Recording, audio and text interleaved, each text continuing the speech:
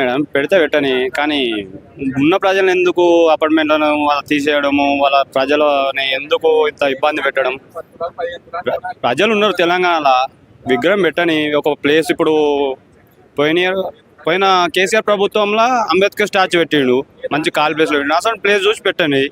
ఎవరైనా వద్దన్నారుగా మేడం. మనకు ఎలా అంటే ఇప్పుడు రైతులు చాలా కష్టపడుతున్నారు రైతు బంధు గురించి. ఇంతవరకు కాంగ్రెస్ ప్రభుత్వం వచ్చిన కదా ఒకసారేమో వన్ టైం ఏమో వచ్చినాయి.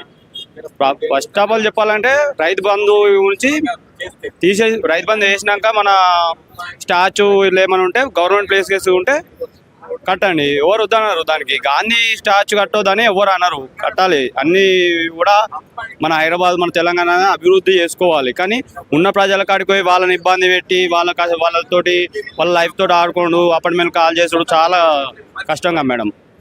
వాళ్ళకు కూడా లైఫ్ ఉన్నది. వాళ్ళ సొంత ఒక్కొక్కరు 70 lakhs పెట్టి ఒక్కొక్క ప్లాట్ తీసుకున్నారు. వాళ్ళకు 1 crore 40 lakhs ఇచ్చి మిమ్మల్ని కాల్ చేస్తా అంటే వాళ్ళు ఒక కుటుంబం లెక్కలు ఉన్న వాళ్ళని విడదీసి ఇప్పుడు కుటుంబం లెక్కలు కలిసిన వాళ్ళని వేరే కాడ కట్టుకోమంటే వాళ్ళు ఎక్కడికైనా వెళ్తారు, ఎక్కడైనా కట్టుకుంటారు. ఉన్న ప్లేస్ నుంచి వాళ్ళు కాల్ చేసి ఇదైతే నేనైతే ఖండిస్తున్నా మేడం.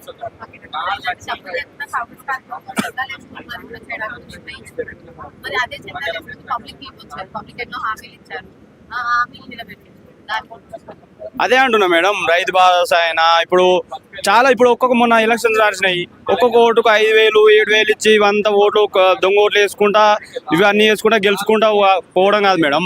పేద ప్రజలకు అనేవాళ్ళు ఉన్నారు, రైతులు అనేవాళ్ళు ఉన్నారు. రైతు భరోసా వేయాలని కోరుకుంటున్నా. గరీబోళ్ళు అయినా ఎవరికైనా చాలా కష్టంగా ఉంది, ఇబ్బంది అయిపోయింది. ఇప్పుడు గోల్డ్ రేట్ అయినా మస్తు దేనికైనా ఇబ్బంది అయిపోతుంది గవర్నమెంట్ మీద. రేవంత్ రెడ్డి పరిపాలన అయితే నచ్చడం లేదు మేడం ప్రస్తుతం మీద నాకైతే.